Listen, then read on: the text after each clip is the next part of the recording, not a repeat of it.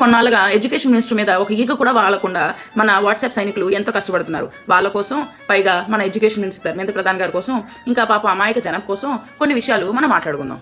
Neat 2026కి 3,000 కోట్లు డబ్బులు ఖర్చు పెట్టారు.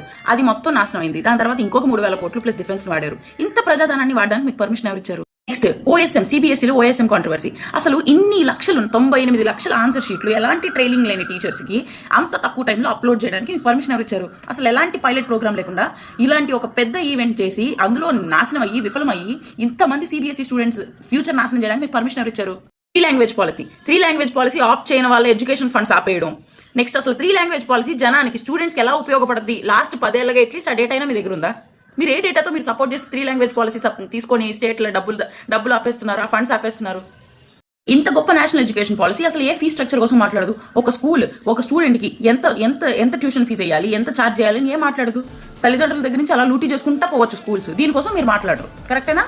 గత లాస్ట్ 10 ఏళ్లలో 98,000 గవర్నమెంట్ స్కూల్ని మూసేశారు. 43,000 ప్రైవేట్ స్కూల్ని తెరిచారు. ఈ మూసేసిన స్కూల్స్ మోస్ట్లీ సగానికి సగం ఈ డబుల్ ఇంజిన్ సర్కార్ ఉన్న రాష్ట్రాలు. దీనికోసం ఎలాంటి చర్యలు తీసుకుంది ఎడ్యుకేషన్ మినిస్ట్రీ?